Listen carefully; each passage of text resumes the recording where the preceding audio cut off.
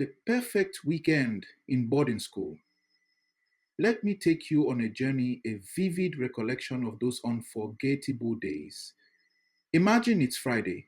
The air is filled with an unusual energy as the clock ticks closer to 2 p.m.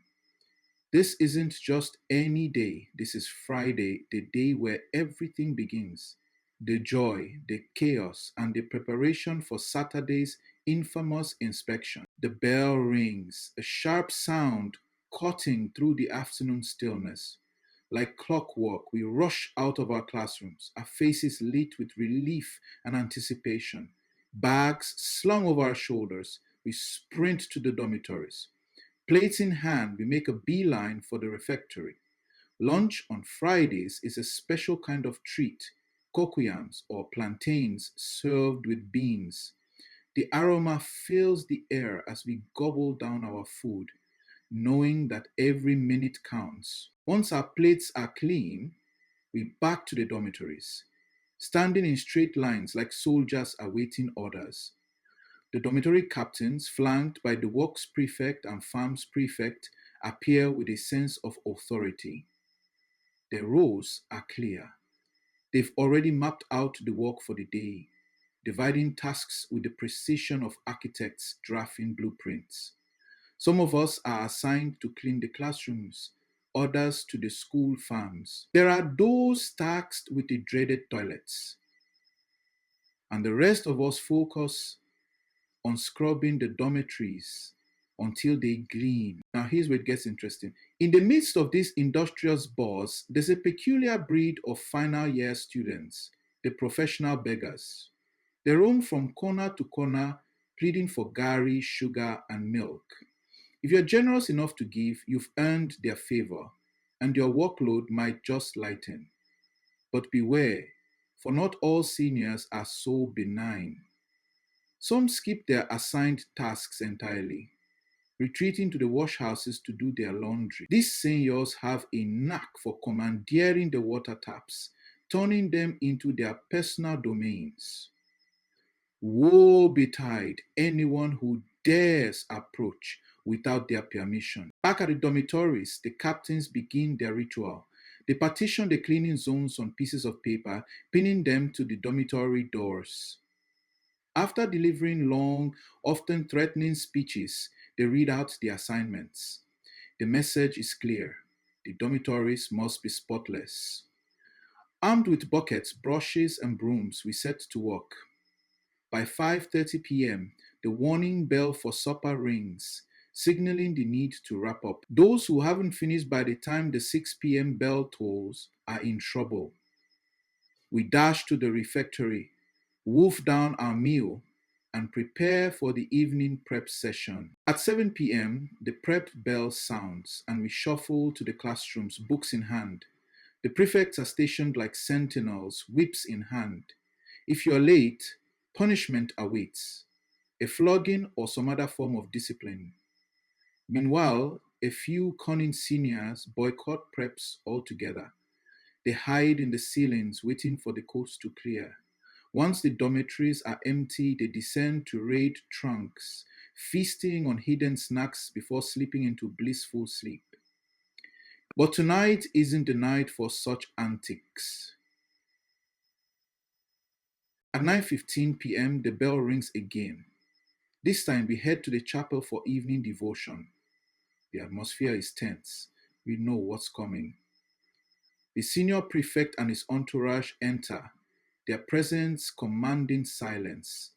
As the students lower their heads in deference, the senior prefect's voice booms through the chapel. What is wrong with you people? He begins, pacing slowly, his polished shoes glinting under the dim light. Do you think we are running a pigsty here? The gutters were a disgrace, mud everywhere, and the toilets. He pauses, his expression contorted with disgust. The toilets smelled like a public market. Is this how you people live at home? Are you goats? My class was dirty. The dormitories were dirty, and some of you had the audacity to pretend to walk while hiding like rats. Let me make this clear. If I see this nonsense tomorrow, you will not like what will happen. Heads will roll, and I mean it. His words hung in the air, heavy with menace. Saturday inspection begins at 7 a.m. sharp, he continues, his tone icy. If you are late, you are finished. If your portion is not clean, you are finished. And let me warn you now, when I walk into that inspection, junior students will bow their heads. You are not qualified to even see the reflection of my shoes. If you disobey, you will scrub this school from end to end until your hands bleed. With that, he exits the chapel, and one of the prefects dismisses us, starting with upper six and working his way down to the rest of the school. Back at the dormitories, the captains await, ready to mete out further instructions. Those who fail to clean their portions properly are made to sit on their assigned areas for hours. The seniors, meanwhile, bring out their socks and uniforms, tossing them into the air. If an item falls to the ground, someone will be forced to pick it up and wash it. The professional beggars reappear, calling out for gari, sugar, milk, and groundnuts. Those who comply are granted an early release to prepare for the next day. The rest of us endure the seniors' whims until the lights go out at 10 p.m. Saturday begins early at 5 a.m. sharp. The dormitory doors are flung open with a resounding bam bam bam. The captain's voices thunder through the halls. Get up, you lazy fools. The banging continues louder and more insistent. 1, 2, 3, they shout, their countdown echoing like a war cry. If I reach 5 and you are still inside, consider yourself dead. And those who linger are dragged out and booked for punishment. We assemble in front of the dormitory, shivering in the early morning chill. The captain's threats are relentless. You think this is your father's house? You'll scrub that floor until it shines like glass, or you'll sleep outside tonight. They bark out instructions, their voices sharp as whips. Tasks are assigned, and the frenzy begins anew.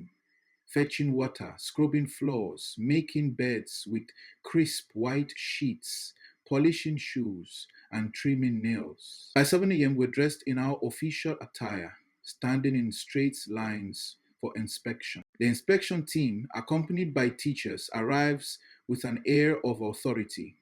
They scrutinize everything, from our socks and nails to our ears, and the cleanliness of our surroundings. Those who fail to meet the standards are booked for punishment. Once the inspection concludes, we march in straight lines to the assembly ground, singing in unison. Here, the results are announced. The cleanest dormitories are rewarded, while the dirtiest face public humiliation.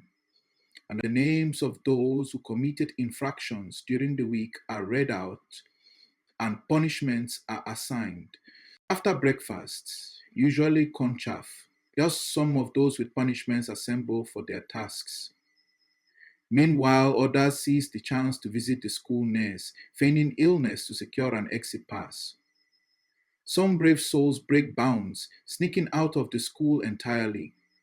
For those of us who remain, Saturday morning is a time to wash uniforms, prepare for Sunday service, and get ready for the week ahead. But the taps are often monopolized by seniors who enforce their control with threats. By 1 p.m., lunch marks a shift in the day's activities. A fierce football match between upper six and lower six kicks off, drawing a crowd of enthusiastic spectators. In the evening, we gather for club activities or a film show. Some students use this time to sleep away with their couples, hiding under staircases or in dark corners for clandestine meetings.